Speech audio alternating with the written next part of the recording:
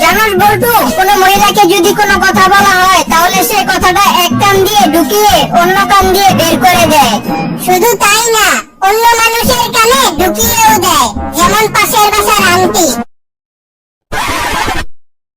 আপনি কি মৃত্যুর পরের জন্ম বিশ্বাস করেন? জি স্যার। হ্যাঁ, করারই কথা। গতকাল আপনি দাদার মৃত্যুবার্ষিকীর কথা বলে অফিস থেকে ছুটি নেওয়ার পর আপনার দাদা অফিসে এসেছিলেন আপনার সঙ্গে দেখা করতে। ছেলে তোমাকে অনেক সুন্দর দেখায়। কই, আমি তো মদ খাইনি। আরে আমি আমার কথা বললাম।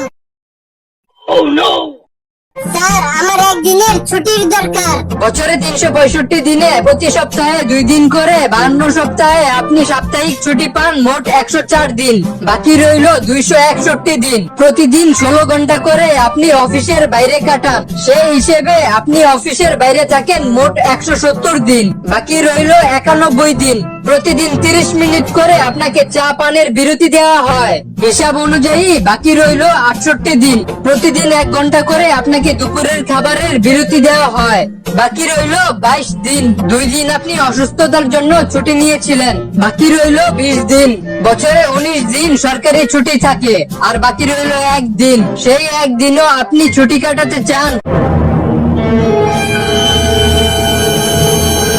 বল্টু, আমাদের বাসায় যত থালা বাটি আছে সব এক জায়গায় লুকিয়ে ফেল। আজকে আমাদের বাসায় আমার কিছু পুরানো বন্ধু বান্ধব আসবে। থালাবাটি লুকাবো কেন?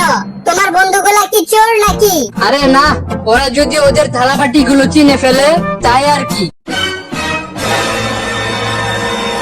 দোস্ত, আমার কাছে তোর বড় বোনের বিয়ের জন্য একটি ছেলে আছে। ছেলের নাম কি? আবুল। তার ছেলে কি করে? বাবার বড় ব্যবসা আছে। ও আচ্ছা।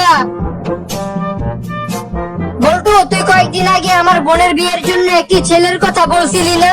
হ্যাঁ। আমি খোঁজ নিয়ে জানতে পারলাম ছেলের নাকি বাবাই নাই, কিন্তু তুই যে বললি ছেলের বাবার বড় ব্যবসা আছে।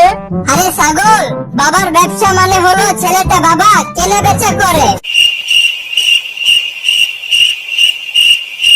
বল্টু, বাবা নিয়ে একটি বাক্য বল। আপনি 3 দিন আপনার বাবার ব্যবসা সামলান, সমাজ আপনাকে দেখবে না। কিন্তু একদিন শুধু বাবার ব্যবসা করে দেখেন, সমাজ আপনাকে নিয়ে ঠিকই বিচার শুরু করবে। এই যে আপু, আপনার নামটা একটু বলবেন? আমার নাম আম্মা। এই নামে যে আপনাকে ডাকবে, আমি তার আব্বা।